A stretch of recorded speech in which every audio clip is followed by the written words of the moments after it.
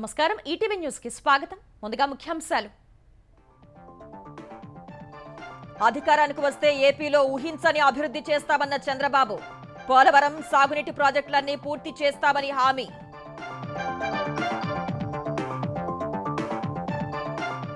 NDA విజయంతో ఏపీలో అనేక సమస్యలకు పరిష్కారం లభిస్తుందన్న పవన్. పిఠాపురం అసెంబ్లీ స్థానానికి నామినేషన్ వేసిన జనసేనాని. కబ్జాకోరులు దోపిడీదారులకే జగన్ టికెట్లు ఇచ్చారన్న షర్మిల. అలాంటి వారికి ఓటు ఎందుకు వేయాలో ఆలోచించాలని పిలుపు.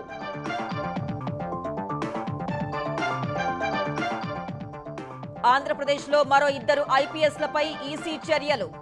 Vijayawada CP Kanthi Rana, intelligence DG Seetharamanjaneyulu బదిలీకి ఆదేశం.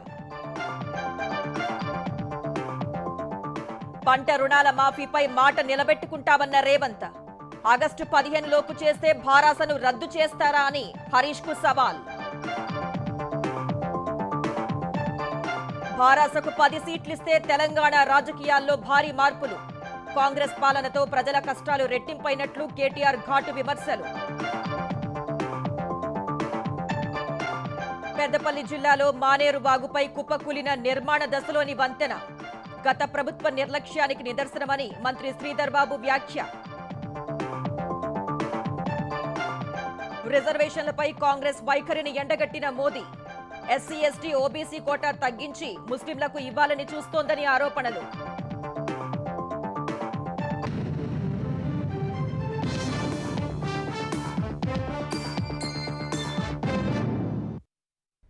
ఐదేళ్లలో ఆంధ్రప్రదేశ్లో ఎవరూ ఊహించని అభివృద్ధి చేసి చూపిస్తామని తెలుగుదేశం అధినేత చంద్రబాబు ప్రకటించారు.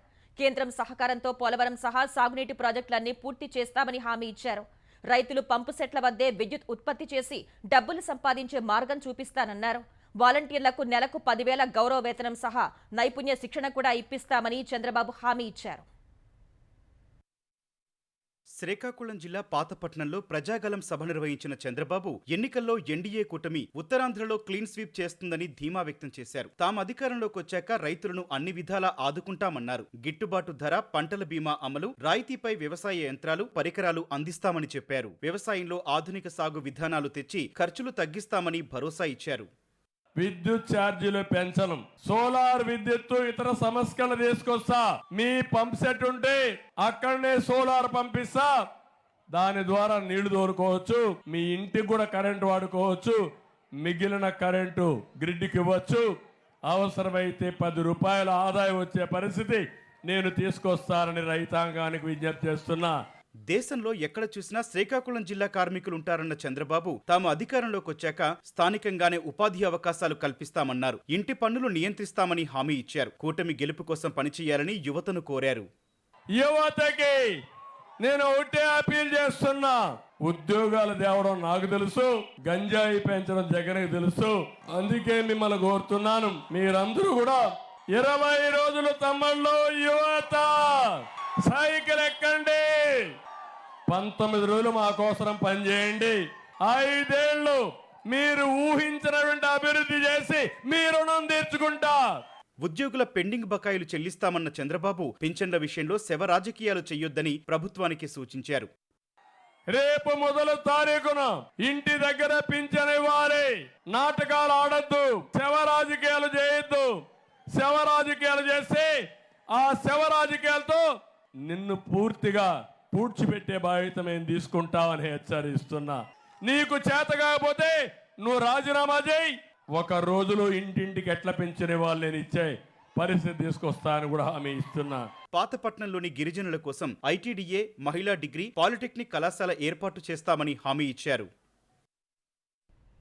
భవిష్యత్తులో డ్వాక్రా సంఘాలకు 10 లక్షల వరకు వడ్డీ లేని రుణాలు ఇస్తామని తెలుగుదేశం అధినేత చంద్రబాబు హామీ ఇచ్చారు. అప్పులు చేసి పప్పుకుడు తినేవాడు కావాలో మంచి చేసేవాడు కావాలో తేల్చుకోవాలని సూచించారు. విజయనగరం జిల్లా బొండపల్లిలో మహిళలతో చంద్రబాబు ముఖాముఖి నిర్వహించారు. ఈ సందర్భంగా పలువురు మహిళలు వైకాపా నేతలు పెడుతున్న ఇబ్బందులను చంద్రబాబు దృష్టికి తెచ్చారు. మహిళలకు న్యాయం జరగాలంటే ఎన్డీఏ అధికారంలోకి రావాలని చంద్రబాబు సూచించారు. అధికారంలోకి వచ్చిన వెంటనే న్యాయం చేస్తామని హామీ ఇచ్చారు. ఏపీలో గత 5 ఏళ్లలో మహిళలపై దాడులు విపరీతంగా పెరిగాయని ఆయన చెప్పారు. వైకాపా పాలనలో రాష్ట్రం అన్ని రంగాల్లో నష్టపోయిందని ఆవేదన వ్యక్తం చేశారు. ఎన్నికలు రాగానే మోసగాళ్లు మళ్లీ వస్తారని జాగ్రత్తగా ఉండాలని చంద్రబాబు సూచించారు. 1986లో మన నాయకుడు ఎన్టీ రామారావు గారు ఆస్తిలో సమాన హక్కు ఇచ్చాడు. జగన్మోహన్ రెడ్డి చెల్లికి ఆస్తిలో హక్కు ఇవ్వకుండా అప్పిచ్చాడు. ఈ రోజు నేను హామీ ఇస్తున్నా, మళ్లీ డాక్రా సంఘాల ద్వారా మా చెల్లెమ్మల్ని లక్షాధికారులు చేసే బాధ్యత నాది. అతను వచ్చి జగన్మోహన్ రెడ్డి వచ్చి ముద్దులు పెట్టాడు, తలవే చేయి పెట్టాడు, బుగ్గల్ని విరాడు. మీరు కూడా ఐస్ అయిపోతారు తల్లి. అక్కడి నుంచి అధికారంలోకి వస్తానే బాధుడే బాధుడు. బాధుడు లేని సంక్షేమమే మా విధానం. పన్నులు తగ్గిస్తాం, ఖర్చులు తగ్గిస్తాం, మీ ఆదాయాన్ని పెంచుతాం. తెలుగుదేశం, జనసేన, భాజపా కూటమి విజయంతో ఆంధ్రప్రదేశ్లో అనేక సమస్యలకు పరిష్కారం లభిస్తుందని జనసేన అధ్యక్షుడు పవన్ కళ్యాణ్ ఆశాభావం వ్యక్తం చేశారు. పిఠాపురం అసెంబ్లీ స్థానానికి ఆయన నామినేషన్ దాఖలు చేశారు. గొల్లప్రోలు మండలం చేబ్రోలులోని తన ఇంటి నుంచి నామినేషన్ వేసేందుకు ర్యాలీగా పవన్ బయలుదేరారు. పిఠాపురంలో పురుహూతికా దేవి అమ్మవారి ఆలయం వరకు ర్యాలీ నిర్వహించాలని భావించారు. అయితే నామినేషన్ వేసేందుకు సమయం మించిపోతుందని పిఠాపురంలో సాయిబాబా గుడి వద్దే ర్యాలీ నిలిపివేశారు. తెలుగుదేశం పిఠాపురం ఇన్ఛార్జ్ వర్మ పవన్ ను మరో వాహనంలో ఆర్వో కార్యాలయానికి తీసుకువెళ్లారు. అక్కడ ఆయన నామపత్రాలు సమర్పించారు. మే 1న పింఛన్లు ఇంటి వద్ద అందించలేదంటే ప్రభుత్వం కుట్ర ఉన్నట్లేనని పవన్ వ్యాఖ్యానించారు. అర్ధ దశాబ్దంగా ఉన్న ఈ ప్రభుత్వ దమనకాండకి చర్మాంక గీతం పలికే సమయం అది. సో దాంట్లో భాగంగానే నేను ఈరోజు పిఠాపురంలో నామినేషన్ వేయడం జరిగింది. నిజంగా కనుక చీఫ్ సెక్రటరీ కానీ పోలీస్ అధికారులు కానీ దీనికి అడ్డంకులు కల్పించకపోతే పెన్షన్ ఇళ్ళకే చేరుద్ది. ఈరోజు ఈ 1వ తారీఖు ఇంటికి పెన్షన్లు అందకపోతే దాంట్లో ప్రభుత్వం కుట్ర ఉందనేది మనం మనస్ఫూర్తిగా నమ్మాలి. ఆంధ్రప్రదేశ్లో అధికార విపక్షాల అభ్యర్థులు కోలాహలంగా నామినేషన్లు వేస్తున్నారు. ఏలూరు తెలుగుదేశం ఎమ్మెల్యే అభ్యర్థి బడేటి రాధాకృష్ణ కూటమి నాయకులు, కార్యకర్తలతో కలిసి వెళ్లి పత్రాలు సమర్పించారు. వైకాపా ఎంపీ అభ్యర్థి కారుమూరి సునీల్ కుమార్ యాదవ్, కాంగ్రెస్ ఎమ్మెల్యే అభ్యర్థిగా బండి వెంకటేశ్వరరావు నామినేషన్లు వేశారు. కైకలూరు కూటమి అభ్యర్థి కామినేని శ్రీనివాసరావు ట్రాక్టర్లపై ర్యాలీగా వెళ్లి నామపత్రాలు సమర్పించారు. చింతలపూడి కాంగ్రెస్ అభ్యర్థి విఆర్ ఎలీజా నామినేషన్ వేశారు. వైఎస్ఆర్ జిల్లా కమలాపురం తెలుగుదేశం ఎమ్మెల్యే అభ్యర్థిగా పుత్తా చైతన్యరెడ్డి, అతడి కుమారుడు నరసింహారెడ్డితో కలిసి వెళ్లి పత్రాలు సమర్పించారు. కోనసీమ జిల్లా ముమ్మిడివరం తెలుగుదేశం ఎమ్మెల్యే అభ్యర్థిగా దాట్ల సుబ్బరాజు భారీ ఊరేగింపుగా వెళ్లి నామినేషన్ వేశారు. అమలాపురం కూటమి ఎంపీ అభ్యర్థి గంటి హరీష్ మాథుర్ పత్రాలు సమర్పించారు. అన్నమయ్య జిల్లా రైల్వే కోడూరులో వైకాపా ఎమ్మెల్యే అభ్యర్థి కొరముట్ట శ్రీనివాసులు, బాపట్ల అసెంబ్లీ అభ్యర్థిగా వేగేసిన నరేంద్ర వర్మ నామినేషన్ దాఖలు చేశారు. వేగేసిన వర్మ 25,000 మంది కార్యకర్తలతో కలిసి 28 కిలోమీటర్ల మేర భారీ బైక్ ర్యాలీ చేశారు. తెలుగుదేశం ఎంపీ అభ్యర్థిగా కృష్ణప్రసాద్ నామినేషన్ వేశారు. చిలకలూరుపేటలో మాజీ మంత్రి ప్రత్తిపాటి పుల్లారావు నామినేషన్ వేశారు. కబ్జాలు, దోపిడీలు చేసే వాళ్లకే జగన్ మళ్లీ టికెట్లు ఇచ్చారని ఆంధ్రప్రదేశ్ పీసీసీ అధ్యక్షురాలు వైఎస్ షర్మిల ఆరోపించారు. అలాంటి వాళ్లకు ఎందుకు ఓటెయ్యాలో ప్రజలు ఆలోచించాలని పిలుపునిచ్చారు. బాపట్ల నియోజకవర్గం కర్లపాలెంలో నిర్వహించిన సభలో షర్మిల పాల్గొన్నారు. ప్రజల అవసరాలు పట్టించుకొని వైకాపాకు ఎందుకు ఓటెయ్యాలని ప్రశ్నించారు. విచిత్రమైన పేర్లతో నాసిరకం మద్యం అమ్మి ప్రజల్ని చంపేస్తున్నారని దుయ్యబట్టారు. ప్రధాని మోదీ 10 ఏళ్లుగా ఆంధ్రప్రదేశ్కు వెన్నుపోటు పొడుస్తున్నారని షర్మిల విమర్శించారు. ఇచ్చిన ఏ హామీని సీఎం జగన్ నిలబెట్టుకోలేదని ఆరోపించారు. ఏం చెప్పాడు జగన్మోహన్ రెడ్డి గారు? ఇలాగే మైకు పట్టుకొని సంక్రాంతి వచ్చినప్పుడల్లా జాబ్ క్యాలెండర్ వస్తుంది అన్నారు. ఒక్క జాబ్ క్యాలెండర్ అయినా వచ్చిందా 5 సంవత్సరాలలో? 5 సంవత్సరాల క్రితం 2,30,000 ఉద్యోగాలు ఖాళీగా ఉన్నాయి, నేను అధికారంలోకి వస్తే అవి భర్తీ చేస్తానన్నాడు జగన్మోహన్ రెడ్డి గారు. ఈ రోజుకి 5 సంవత్సరాలు పూర్తయిపోయింది. ఎన్ని భర్తీ చేశారు? మెగా డిఎస్సీ ఇస్తానన్నాడు జగన్మోహన్ రెడ్డి గారు. ఒక దగా డిఎస్సీ 6,000తో నోటిఫికేషన్ ఇచ్చారు. అది కూడా ఇక ఎన్నికలు 2 నెలలు ఉన్నాయనంగా 5 సంవత్సరాలు ఏం చేశారు? ఆఖరికి కుంభకర్ణుడైనా 6 నెలలు నిద్రపోతాడు, 6 నెలలు పనిచేస్తాడే. మరి జగన్మోహన్ రెడ్డి గారు ఏం చేశారు? ఆంధ్రప్రదేశ్లో 2 సీనియర్ ఐపీఎస్ అధికారులపై ఎన్నికల సంఘం బదిలీ వేటు వేసింది. Vijayawada CP Kanthi Rana, intelligence DG సీతారామాంజనేయుల్ని తక్షణమే విధుల నుంచి తప్పించాలని ఈసీ ఆదేశాలు జారీ చేసింది. ఆ ఇద్దరిని ఎన్నికల విధులకు కూడా దూరంగా ఉంచాలని స్పష్టం చేసింది. కాంతిరాణా, డీజీ సీతారామాంజనేయులు అధికార పార్టీకి అనుకూలంగా పనిచేస్తున్నారని ఇప్పటికే పలుమార్లు ఎన్నికల సంఘానికి ప్రతిపక్షాలు ఫిర్యాదు చేశాయి. ప్రతిపక్షాల ఫిర్యాదుల్ని పరిశీలించిన ఈసీ వారిద్దరిని తక్షణమే బదిలీ చేయాలని ఆదేశించింది. వారి స్థానంలో కొత్త వారిని నియమించాలని సూచించింది. రేపు మధ్యాహ్నం 3 గంటల్లోగా వారి స్థానాల్లో అధికారుల్ని నియమించేందుకు వీలుగా ముగ్గురేసి చొప్పున అధికారుల పేర్లతో కూడిన ప్యానెల్ను పంపాలని ఈసీ సూచించింది.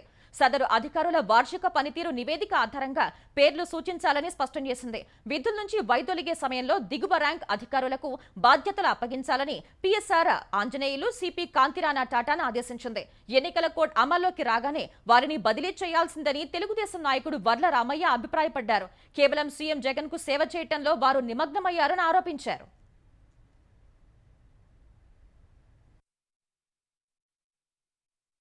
రుణమాఫీపై భారాసకు ముఖ్యమంత్రి రేవంత్ రెడ్డి సవాల్ విసిరారు. 15 ఆగస్టులోగా పంట రుణాలు మాఫీ చేస్తే భారాసను రద్దు చేసేందుకు సిద్ధమేనా అని ప్రశ్నించారు. ఉమ్మడి మహబూబ్ నగర్ జిల్లాలో కాంగ్రెస్ అభ్యర్థుల తరపున ప్రచారం చేసిన రేవంత్ రైతుల్ని ఇబ్బందులకు గురి చేయవద్దని బ్యాంక్ అధికారుల్ని కోరారు. భారాసకు ఓటు వేస్తే అది కేసీఆర్ తీసుకుపోయి మోదీకి అమ్ముకుంటారని సీఎం ఆరోపించారు. సార్వత్రిక ఎన్నికల వేళ ముఖ్యమంత్రి రేవంత్ రెడ్డి పాలమూరు జిల్లాలో 5వ సారి పర్యటించారు. మహబూబ్ నగర్ లోక్సభ స్థానం పరిధిలోని నారాయణపేట జిల్లా మద్దూరులో కాంగ్రెస్ కార్యకర్తల సమావేశానికి హాజరయ్యారు. లోక్సభ ఎన్నికల్లో కాంగ్రెస్ ను దెబ్బతీసేందుకు భారస భాజపా కుట్రలు పన్నుతున్నాయని ఆయన ఆరోపించారు. 10 ఏళ్ల కేసీఆర్ హయాంలో తెలంగాణ నాశనమైందన్నారు. రుణమాఫీపై భారస నేతల విమర్శలపై రేవంత్ ఎదురుదాడికి దిగారు. అక్కడి సూర్యుడు ఇక్కడ మొలిసిన భూమి ఆకాశాలు తలకిందులైనా 15 ఆగస్టు లోపల రైతులకు 2 లక్షల రుణమాఫీ చేస్తా. చేసిన మరుక్షణమే నీ పార్టీని నువ్వు రద్దు చేసుకుంటావా? నా సవాల్ను స్వీకరించు హరీష్ రావు, పోయి నీ మామని అడుగు, నేను మాటిస్తే ఎట్లుంటానో. రైతులకు నోటీసులు ఇస్తున్నట్ట డిసిసిబి బ్యాంక్ వాళ్ళు. ఎవరు మీరు అట్లాంటి అతిగా వ్యవహరించొద్దు. మిత్తితో సహా అనాపైసతో సహా మీ పైసల్ని 15 ఆగస్టు లోపల తెలంగాణ ప్రభుత్వం చెల్లిస్తుంది. మీరు రైతులను ఎవరినైనా ఇబ్బంది పెట్టే కార్యక్రమం చేస్తే ఈ ప్రభుత్వం చూస్తూ ఊరుకోదని చెప్పి విన్నవిస్తున్నా. అనంతరం నాగర్ కర్నూలు జిల్లా బిజినిపల్లిలో కాంగ్రెస్ జనజాతర సభకు హాజరయ్యారు. డీకే అరుణ, ఆర్ఎస్ ప్రవీణ్ కుమార్లతో తనకు ఎలాంటి వివాదం లేదన్నారు. 70 ఏళ్ల తర్వాత పాలమూరు జిల్లాకు వచ్చిన అవకాశాన్ని ఉపయోగించుకుని అభివృద్ధి చేసుకుందామని, అందుకు 2 ఎంపీలను గెలిపించాలని రేవంత్ ప్రజలకు పిలుపునిచ్చారు. మనకేమైనా గెట్టు తగాదా ఉందా, ఆస్తి తగాదా ఉందా? నాకేం తగాదా ఉంది అరుణమ్మతోని ప్రవీణ్ కుమార్తోనని నేను అడుగుతున్నా. వర్గీకరణకు వ్యతిరేకంగా 10 ఏళ్ళు పనిచేసిన చంద్రశేఖరరావు పక్కన మీరు చేరి ఇవాళ మీరు ఓట్లు అడుగుతారు. మీరు వేసే ఓటు మొన్న మీరు బొందబెట్టిన చంద్రశేఖరరావుకు పోతుంది తప్ప ఓటు ప్రవీణ్ కుమార్కు పోదు. చంద్రశేఖరరావు కూసో అంటే కూసోవాలి, లెయ్య అంటే లేవాలి. ఇవాళ ప్రవీణ్కు ఒకవేళ అప్పితప్పి మీరు ఓటేస్తే చంద్రశేఖరరావు తీసుకుపోయి నరేంద్ర మోడీకి తెగ నమ్ముకుంటాడు. ఇది మన జిల్లాకు అవసరమా అని నేను అడుగుతున్నా మిత్రులారా. బంగారం లాంటి అవకాశం వచ్చింది, మళ్ళీ ఇట్లాంటి అవకాశం వస్తుందో నాకు తెలియదు. 70 ఏళ్ళు పట్టింది ఒక్కసారి పోతే మళ్ళీ రావడానికి. ఇవాళ మనం అందరం ఏకమై కార్యోన్ముఖులమై మళ్ళీ 2 టీఎంసీలతోని పాలమూరు రంగారెడ్డి ఎత్తిపోతల పూర్తి చేసే బాధ్యత నాది. లోక్సభ ఎన్నికల్లో భారాసకు 8 నుంచి 10 సీట్లు గెలిస్తే ఎన్నికల తర్వాత తెలంగాణలో రాజకీయంగా చాలా మార్పులు వస్తాయని ఆ పార్టీ కార్యనిర్వాహక అధ్యక్షుడు కేటీఆర్ అన్నారు. నాగర్ కర్నూలు భారాస పార్లమెంటరీ సన్నాహక సమావేశంలో పాల్గొన్న కేటీఆర్ భాజపాపై విమర్శలు గుప్పించారు. తెలంగాణకు మోదీ ఏం చేశారో చెప్పమంటే చెప్పరు అని విమర్శించారు. చేసిన అభివృద్ధిని చెప్పలేక జై శ్రీరామ్ అంటున్నారని మండిపడ్డారు. దేవుడు అందరి వాడని, కేవలం భాజపాకు మాత్రమే పరిమితం కాదన్న కేటీఆర్ రాముడి అక్షంతలతో భాజపా రాజకీయం చేసిందని దుయ్యబట్టారు. తెలంగాణకు మోదీ అక్షంతలు పంపితే కేసీఆర్ దేశానికి సరిపడే 3.5 కోట్ల వరి ధాన్యం పంపారని గుర్తు చేశారు. ప్రజలకు కాంగ్రెస్ పై నమ్మకం 100 రోజుల్లోనే పోయిందని కేటీఆర్ పునరుద్ఘాటించారు. అసెంబ్లీ ఎన్నికల ముందు రైతుల ఆదాయం రెట్టింపు చేస్తామని చెప్పి కష్టాలు రెట్టింపు చేశారని ధ్వజమెత్తారు. 8-10 పార్లమెంట్ సీట్లు కనుక గెలిస్తే పార్లమెంట్ ఎన్నికల తర్వాత ఈ రాష్ట్రంలో రాజకీయంగా చాలా చాలా మార్పులు వస్తాయి. తప్పకుండా మీ కలలు నెరవేర్తాయని మాట కూడా నేను విజ్ఞప్తి చేస్తా ఉన్నా. ఒకవైపు కాంగ్రెస్ చేసిన మోసం, మరొక వైపు బీజేపీ చేసిన ద్రోహం, ఈ రెండిటికి నిజాయితీగా పనిచేసిన బీఆర్ఎస్ పార్టీకి, మన నాయకుడు కేసీఆర్ గారికి మధ్యన జరుగుతున్న ఈ పోరాటంలో కులం లేదు, మతం లేదు, ఏది లేదు. మళ్ళీ తెలంగాణ కంటూ ఒక గొంతు ఉండాలి అంటే ఈ గులాబీ కండువానే ఈ తెలంగాణకు శ్రీరామ రక్ష అనే ఒక ఆలోచనతో అందరం కలిసికట్టుగా ముందుకు పోదాం. మెదక్లో ప్రధాని నరేంద్ర మోదీపై సీఎం రేవంత్ రెడ్డి చేసిన వ్యాఖ్యల్ని భాజపా నేత రఘునందన్ రావు తప్పుపట్టారు. రేవంత్ రెడ్డి మోదీ వెన్నులో వణుకు వచ్చిందంటూ పిచ్చి పిచ్చిగా మాట్లాడుతున్నారని దుయ్యబట్టారు. 2014 నుంచి మోదీ మెదక్కు ఏం చేశారన్న రేవంత్ ప్రశ్నలకు నియోజకవర్గానికి కేంద్రం ఇచ్చిన నిధుల్ని పుస్తక రూపంలో కొరియర్ పంపిస్తున్నట్లు రఘునందన్ చెప్పారు. హామీల అమలుపై సీఎం వాయిదాలు పెట్టడం తప్ప ఆగస్టు 15న రుణమాఫీ చేయరు, సెప్టెంబర్ 17న నిజాం షుగర్ ఫ్యాక్టరీ తెరవరు అని విమర్శించారు. ఇది ఓన్లీ మెదక్ పార్లమెంటు నియోజకవర్గానికి ఈ దేశ ప్రధాని నరేంద్ర మోడీ గారు చెట్లకి, స్వచ్ఛ భారత్ కి, అమృత్ పథకం కింద మున్సిపాలిటీలకి, అండర్ గ్రౌండ్ డ్రైనేజీలకి డబ్బులు పేజీల వారిగా తీసుకొని చదువుకో అన్న, నియోజకవర్గాల వారిగా సెపరేట్ చేసి నీకోసమే కొట్టించినమన్నా. సెప్టెంబర్ 17 ఈ 15 ఆగస్టులో ఎందుకు వాయిదాలు పెడుతుండో రేవంత్ రెడ్డి గారు చెప్పారు. సెప్టెంబర్ 17కు నిజాం షుగర్ ఫ్యాక్టరీ తెరవడు, 15 ఆగస్టుకు రైతు రుణమాఫీ జరగదు. ఆయన తుపాకి రామన్ లెక్క పిట్టల ధర లెక్క ఆయన చెప్తే ఈయన అంతకంటే 2 ఆకులు ఎక్కువ అబద్దాలు చెప్పిపోతా ఉన్నాడు, ప్రజలని మోసం చేస్తా ఉన్నాడు తప్పితే ఇంకొకటి ఏం లేదు.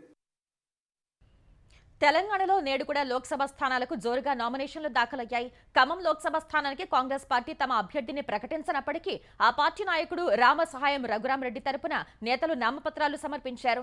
నాగర్ కర్నూలు కాంగ్రెస్ అభ్యర్థిగా మల్లు రవి 3వ సెట్ నామినేషన్ దాఖలు చేశారు. ఇదే స్థానానికి స్వతంత్ర అభ్యర్థిగా కర్ని శిరీష అలియాస్ బర్రెలక్క నామినేషన్ వేశారు. కేంద్ర మంత్రి జైశంకర్ తో కలిసి వెళ్లి భువనగిరి భాజపా ఎంపీ అభ్యర్థిగా బోర నర్సయ్య గౌడ్ నామినేషన్ వేశారు. నల్గొండ భారాస అభ్యర్థిగా కంచర్ల కృష్ణారెడ్డి నామపత్రాలు సమర్పించారు.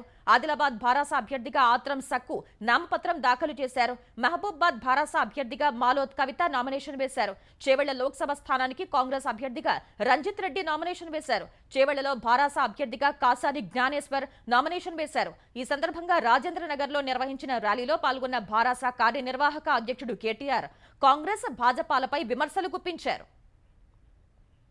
రిజర్వేషన్ల విషయంలో కాంగ్రెస్ వైఖరిపై నిజాలు చెబితే ప్రతిపక్షాలు ఉలిక్కి పడుతున్నాయని ప్రధాని నరేంద్ర మోదీ ఆరోపించారు.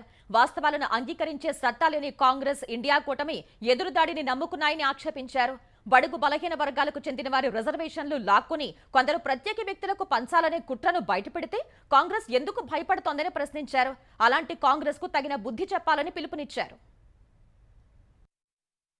రాజస్థాన్ టోంక్లో నిర్వహించిన ఎన్నికల ప్రచారంలో పాల్గొన్న ప్రధాని నరేంద్ర మోదీ ప్రతిపక్ష ఇండియా కూటమిపై తీవ్ర విమర్శలు చేశారు. ప్రధానంగా కాంగ్రెస్ ను లక్ష్యంగా చేసుకుని మండిపడిన మోదీ కాంగ్రెస్ అధికారంలో ఉన్నప్పుడు హనుమాన్ చాలీసా వినడం కూడా నేరంగానే ఉండేదన్నారు. ప్రజల ఆస్తులను లాక్కుని కొందరు ప్రత్యేక వ్యక్తులకు పంచేందుకు ప్రయత్నిస్తోందన్న వాస్తవాన్ని బయటపెడితే కాంగ్రెస్ ఎందుకు ఉలిక్కి పడుతోందని మోదీ నిలదీశారు. దమ్ముంటే వాస్తవాన్ని అంగీకరించి పోరాడాలని సూచించారు. ఇదే సమయంలో కాంగ్రెస్ బడుగు బలహీన వర్గాలకు చెందిన వారి రిజర్వేషన్లు లాక్కొని కొందరు ప్రత్యేక వ్యక్తులకు పంచాలనే కుట్ర పన్నుతోందని మోదీ విమర్శించారు. 2004 ఏడాది కేంద్ర ప్రభుత్వ పగ్గాలు చేపట్టిన వెంటనే ఆంధ్రప్రదేశ్లో ఎస్సీ, ఎస్టీ, ఓబీసీ రిజర్వేషన్ల నుంచి ముస్లింలకు ప్రత్యేక కోటా కల్పించే ప్రయత్నం చేసిందని ప్రధాని గుర్తు చేశారు. ఇది రాజ్యాంగ మౌలిక స్ఫూర్తికి విరుద్ధమని వివరించారు. इस देश की में जब संविधान बना तब धर्म के आधार पर आरक्षण का घोर विरोध हुआ था ताकि हमारे एससी, एसटी, ओबीसी समुदाय को सुरक्षा मिलती रहे। लेकिन मुस्लिमों का देश के संसाधनों पर पहला हक है, ये मनमोहन जी का बयान है और ये अकेला बयान नहीं था। 2004 में जैसे ही कांग्रेस की केंद्र में सरकार बनी, आंध्र प्रदेश में एससी, एसटी के रिजर्वेशन में से कमी करके मुसलमानों को रिजर्वेशन देने का प्रयास, ये एक पायलट प्रोजेक्ट था जिसे कांग्रेस पूरे देश में आजमाना चाहती थी। 2004 से 2010 के बीच कांग्रेस ने 4 बार आंध्र प्रदेश में मुस्लिम रिजर्वेशन लागू करने की कोशिश की, लेकिन सुप्रीम कोर्ट की जागरूकता के कारण वो पूरे नहीं कर पाए। 2011 में कांग्रेस ने इसे देश में लागू करने की कोशिश की। ये सब संविधान की मूल भावना के खिलाफ था। जब कर्नाटका की बीजेपी सरकार ने, जब हमें मौका मिला, उन्होंने जो एससी, एसटी से छीन करके मुस्लिम कोटा निकाला था, उसको हमने खत्म कर दिया। కేవలం ఓటు బ్యాంకు, బుజ్జగింపు రాజకీయాల కోసం ఇతరుల నుంచి లాక్కొని ఓ వర్గానికి పంచాలని చూస్తున్న కాంగ్రెస్ కు తగిన బుద్ధి చెప్పాలని మోదీ ప్రజలకు పిలుపునిచ్చారు. కేంద్ర హోంమంత్రి అమిత్ షా ఈ నెల 25న తెలంగాణకు రానున్నారు. 25న ఉదయం 11 గంటలకు బేగంపేట ఎయిర్పోర్ట్ కు చేరుకోనున్న షా మధ్యాహ్నం 12 గంటలకు సిద్దిపేటలో బహిరంగ సభకు హాజరై 1:45 తిరిగి బేగంపేట వస్తారు. మధ్యాహ్న భోజనం తర్వాత భువనేశ్వర్ కు వెళ్తారు. ఢిల్లీ మద్యం విధానానికి సంబంధించి ఈడీ నమోదు చేసిన కేసులో భారత ఎమ్మెల్సీ కవిత బెయిల్ పిటిషన్పై విచారణను రౌస్ అవెన్యూ కోర్టు రేపటికి వాయిదా వేసింది. బెయిల్ ఇవ్వాలని ఆమె దాఖలు చేసిన పిటిషన్పై ఇవాళ వాదనలు జరిగాయి. సెక్షన్ 19 అనుగుణంగానే కవిత అరెస్ట్ జరిగిందని ఈడీ తరపు న్యాయవాది జోయబ్ హుస్సేన్ వాదించారు. ఆమెను అరెస్ట్ చేయవద్దని సుప్రీంకోర్టు ఉత్తర్వులు ఇవ్వలేదన్నారు. 2023 సెప్టెంబర్ 26న అండర్టేకింగ్ ఇచ్చినట్లు చెప్పిన ఈడీ న్యాయవాది కవితకు బెయిల్ ఇవ్వద్దని కోర్టును కోరారు. ఈ కేసులో సుదీర్ఘ వాదనలు వినిపించాలని ఈడీ న్యాయవాది జోయబ్ హుస్సేన్ చెప్పారు. ఈ నేపథ్యంలో తదుపరి విచారణను రేపు మధ్యాహ్నం 2 గంటలకు న్యాయమూర్తి వాయిదా వేశారు. ఈడీ వాదనల తర్వాత కవిత న్యాయవాదులు కౌంటర్ వాదనలు వినిపించనున్నారు. మరోవైపు కవిత జ్యుడిషియల్ కస్టడీని మరో 14 రోజుల పాటు కోర్టు పొడిగించింది. ఆంధ్రప్రదేశ్లో ఎన్నికలు ముగిసే వరకు వాలంటీర్ల రాజీనామాలను ఆమోదించకుండా ఆదేశాలు ఇవ్వాలని దాఖలైన పిటిషన్పై విచారణను హైకోర్టు రేపటికి వాయిదా వేసింది. ఈ పిటిషన్పై ఇవాళ జరిగిన విచారణలో రాజీనామాలను ఆమోదం తెలిపితే అలా రాజీనామాలు చేసిన వారంతా వైకాపాకు అనుకూలంగా ఓటర్లను ప్రభావితం చేస్తారని పిటిషనర్ వాదించారు. ఇప్పటికే వాలంటీర్లు ఓటర్లను నేరుగా ప్రభావితం చేస్తున్నారని కోర్టు దృష్టికి తెచ్చారు. ఈ దశలో ఎంతమంది రాజీనామాలు చేశారు, ఎంతమంది విధుల్లో ఉన్నారు అనే వివరాలు ఇవ్వాలని ఈసీని ఆదేశించిన కోర్టు తదుపరి విచారణ రేపటికి వాయిదా వేసింది. ఆంధ్రప్రదేశ్లో మహిళలకు జరుగుతున్న అన్యాయంతో పోల్చితే బొటనవేలు కోసుకున్న బాధ పెద్దది కాదని బాధితురాలు కోపూరి లక్ష్మి ఆవేదన వ్యక్తం చేశారు. గుంటూరు స్వర్ణభారతి నగర్లో వైకాపా నేతలు మైనర్ పిల్లల్ని గంజాయికి అలవాటు చేసి మాదక ద్రవ్యాలకు బానిసలుగా మార్చారని ఆరోపించారు. తల్లిదండ్రులు పనికి వెళ్తే ఇంట్లో ఉండే మైనర్ బాలికలకు సైతం గంజాయి అలవాటు చేసి వారిపైన అఘాయిత్యాలకు పాల్పడ్డారని బాధితురాలు ఆవేదన వ్యక్తం చేశారు. గంజాయి అమ్మే వైకాపా నేతల్ని వదిలి తమ బిడ్డల్ని జైల్లో పెట్టారని లక్ష్మి మండిపడ్డారు. జరుగుతున్న అన్యాయాలపై ఫిర్యాదు చేస్తే తమపై ఎదురు కేసులు పెట్టారని దుయ్యబట్టారు. ఈ విషయంపై ప్రభుత్వంలో ఎవరికి ఫిర్యాదు చేసినా పట్టించుకోనందునే ఢిల్లీ వెళ్లి బొటనవేలు కోసుకోవాల్సి వచ్చిందని బాధితురాలు వాపోయారు. పెద్దపల్లి జిల్లా ముత్తారం మండలం ఓడేడు గ్రామ పరిధిలోని మానేరు వాగుపై నిర్మిస్తున్న వంతెనపై ఏర్పాటు చేసిన చెక్కలు విరిగి గైడర్లు కింద పడ్డాయి. పెద్దపల్లి జిల్లా ముత్తారం మండలం ఓడేడు నుంచి జయశంకర్ భూపాలపల్లి జిల్లా టేకుమట్ల మండలం గర్మిళ్లపల్లి గ్రామాల మధ్య రాకపోకలకు వీలుగా చేపట్టిన ఈ వంతెన నిర్మాణానికి 2016 ఆగస్టులో అప్పటి మంత్రులు తుమ్మల నాగేశ్వరరావు, ఈటెల రాజేందర్ శంకుస్థాపన చేశారు. 9 ఏళ్ల నుంచి నిర్మాణం సాగుతుండగా ముత్తారం వైపు 2-3 పిల్లర్ల మధ్య అమర్చిన 3 గైడర్లు గత రాత్రి కింద పడిపోయాయి.